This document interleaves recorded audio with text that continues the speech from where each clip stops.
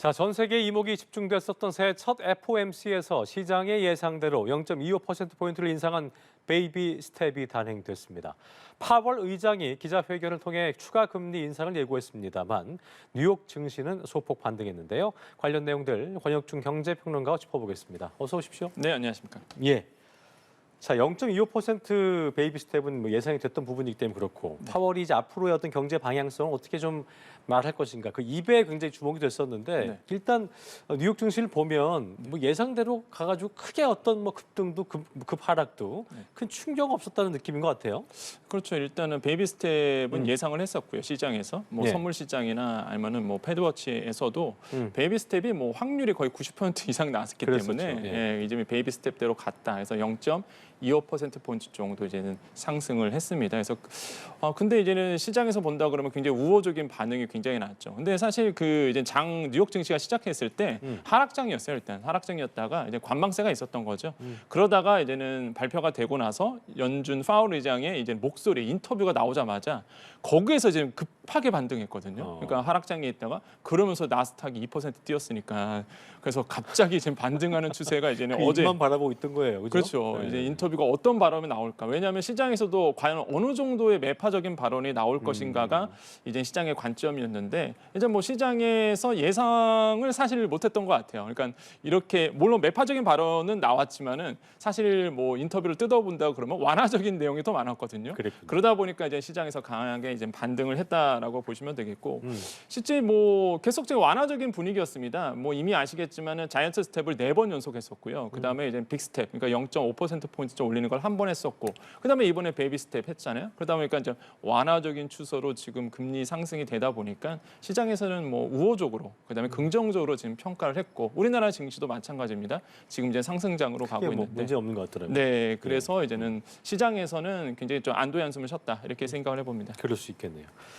자, FOMC 발표와 제롬 파월 의장의 기자회견 이후에 말씀하셨던 것처럼 뉴욕 증시는 반등하는 모습을 보였는데 저희가 뭐 다시 한번 좀 집중해봐야겠습니다만 파월의 입 어떤 말이 나왔을까, 어떤 단어가 표현됐을까, 그 매파적 단어 하나에 굉장히 시장의 어떤 이 강과 약이 막 좌지우지됐는데 맞습니다. 어제 봤더니 디스인플레이션이라는 말을 썼더라고요. 네, 어떤 의미가 있을까요? 처음이었죠. 사실 처음이었죠. 이제 네. 파월 의장의 목소리에서 뭐 디스인플레이셔너리 프로세스 그러니까 완화적인 과정 뭐 이런 표현을 했던 게 사실 처음이었습니다. 그래서 시장에서 그런 키워드에 이제 반응을 했던 건데 일단은 뭐 연준은 기조적인 처음에 인터뷰를 했었을 때 뭐 똑같은 얘기를 했습니다. 그러니까 물가 상승률 2%가 목표이기 때문에 2% 물가 상승 2%를 위해서 달려가겠다. 그래서 계속적으로 이제 금리 상승을 단행하겠다 이런 이제는 뉘앙스를 계속적으로 이야기를 했고 그래서 긴축 정책을 계속 유지하겠다라고 이제 밝혔고요.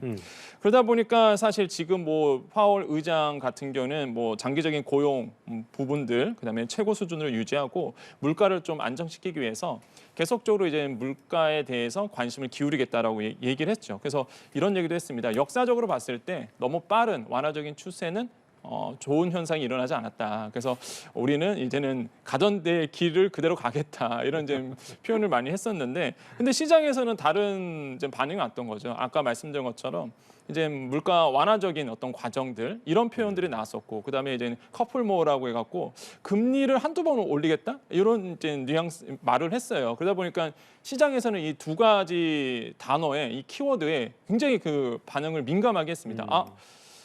파월 의장이 얘기했던 대로 사실 뭐 금리가 계속적으로 오르는 추세는 아닐 거다. 한마디로 이제는 뭐 2번 올리겠다, 2번 올리겠다 이런 표현을 썼지만은 한 번쯤 올릴 가능고 동결할 수도 있겠다라는 뭐 시장의 어떤 긍정적인 시그널이 그래서 이제 나왔던 거다라 보시면 되겠고요. 그래서 이제는 처음으로 이제 디스인플레이셔너리 프로세스 이런 과정, 디스인플레이션이라는 말이 나왔다는 그거에 이제 굉장히 초점을 지금 맞추고 있다라 보시면 되겠습니다. 그래서 그런 점들이 영향을 지금 뭐 뉴욕 증시나 우리나라 맞아요. 시장에도 영향을 주고 있다라 생각을 해봅니다. 보면은 증시도 이제 되게 내성이 많이 생긴 것 같은 게 뭐 예를 들어서 뭐 예전에 4번 연속 이어졌던 뭐 자이언트 스텝이나 이 정도의 급의 어떤 정말 강력한 매파적 생각지도 못했던 발언이 나오지 않는다면 보합 내지는 상승하는 것 같은데. 맞습니다.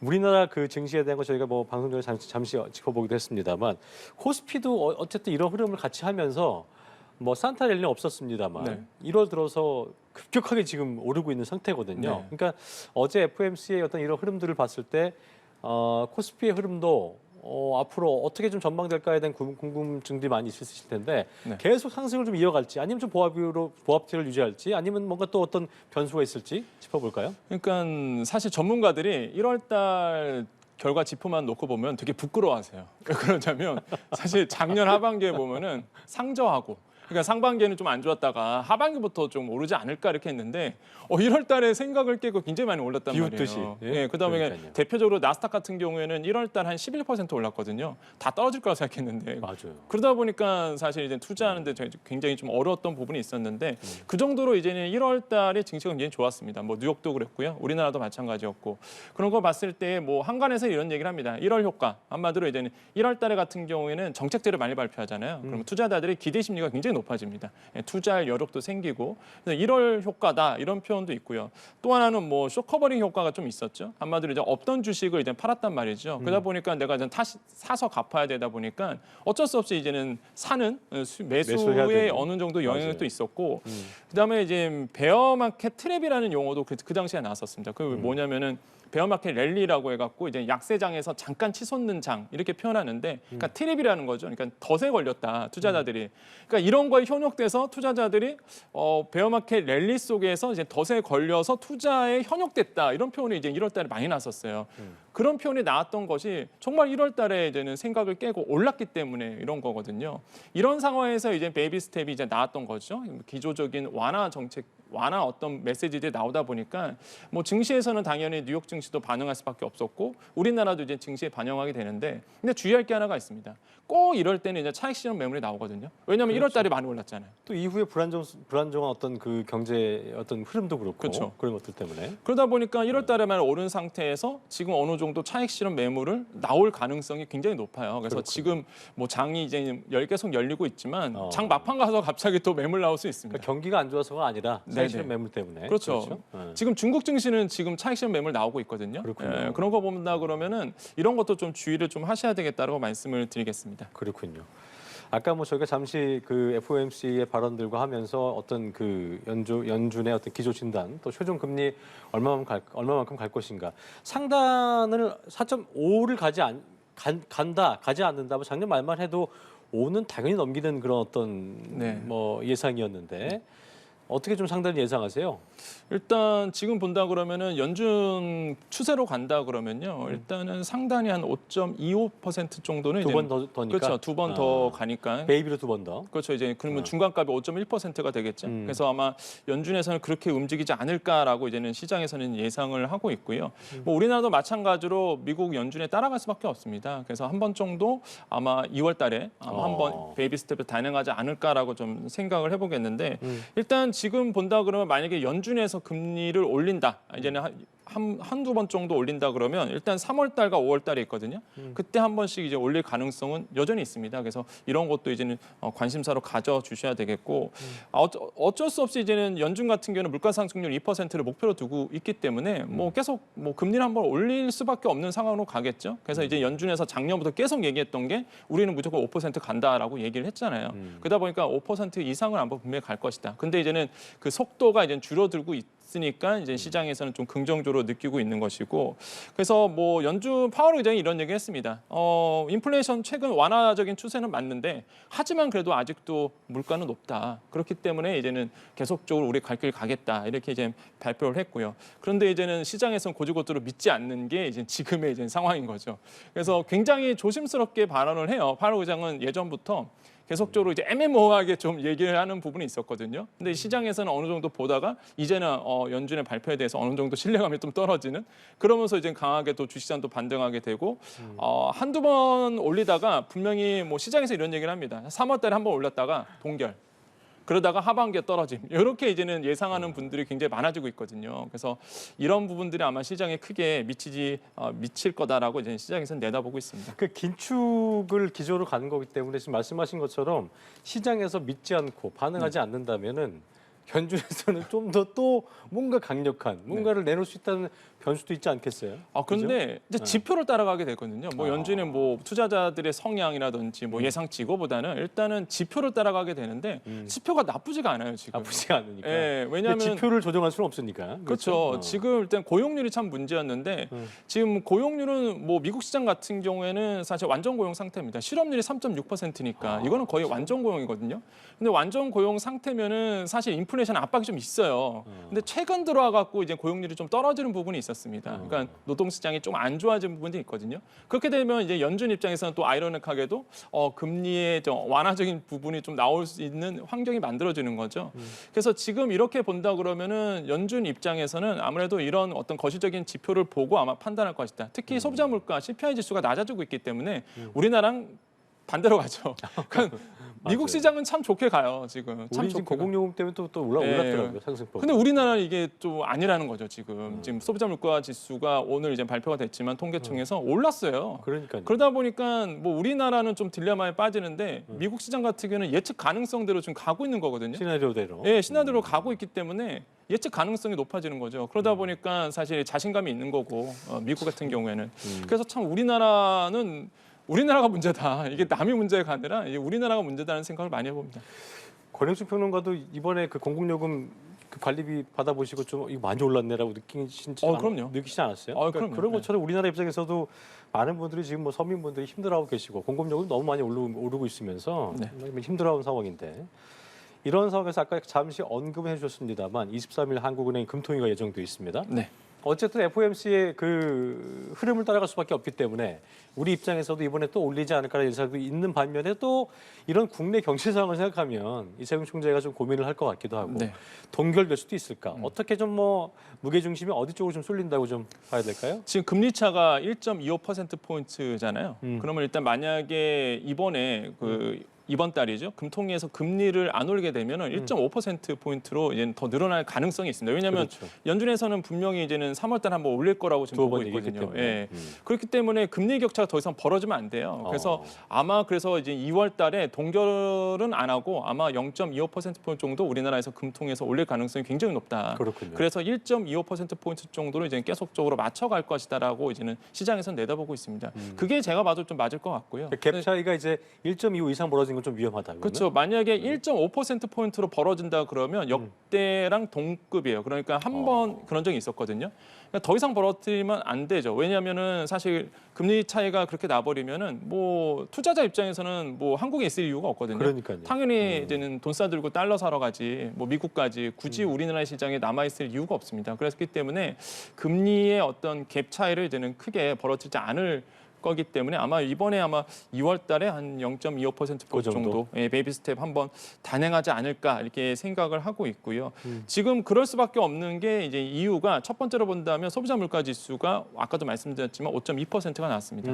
그러니까 지금 떨어지는 추세였다가 다시 올랐거든요. 그러니까 당연히 이제는 물가가 다시 오르다 보니까 뭐 금통위 입장에서도 물가를 잡기 위해서라도 이번에 아마 금리를 베이비 스텝 한번 단행할 가능성이 굉장히 크고요.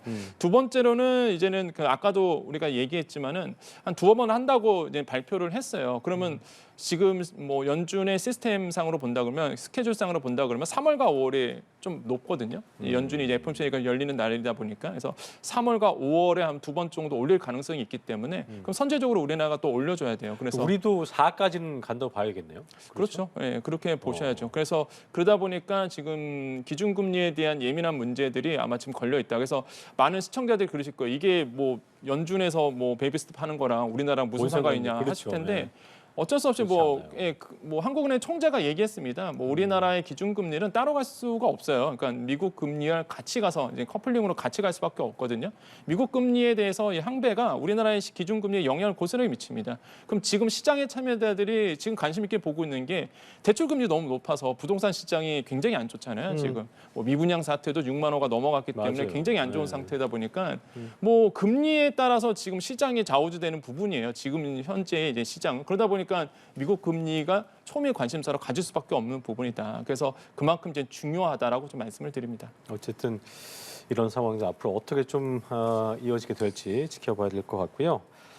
자, 새해 첫 달부터 뭐 어쨌든 소비자 물가는 상승하고 있고 수출은 감소하고 있고 무역 적자는 또 역대 최대치를 기록하고 있고, 그러니까 네. 상당히 경제 상황 지표들을 보면 참 좋지 않은 상황이 계속 이어지면서 좀 암울한 상황이 이어지고 있는 것 같은데, 미분양 아까 말씀하신 것처럼 미분양도 급증하고 있는 상황에서 부동산도 영착륙에 대한 이게 가능할까 우려도 커지고 있는 상황인데요. 그러니까 네. 지금보다 말씀하셨던 것처럼 금리는 어쩔 수밖에 높일 수 없는 상황이라면, 금리가 높아지게 된다면, 아니면 또 동결된다면 어떤 시나리오별로 예상을 좀 저희가 향후의 어떤 흐름을 지켜봐야 될 것 같아요. 어떻게 좀 예상하시고 더 나은 선택지 어떤 거로 좀 볼지 그때 네. 짚어보겠습니다. 아, 저는 좀 불안합니다. 솔직히 뭐 그렇습니까? 우리나라 지금 무역 적자가 지금 100억 달러를 돌파했거든요. 그러니까 적자가 100억 달러 넘어섰다는 건 126억 달러가 됐으니까 사실 이거 저는 되게 심각한 지표.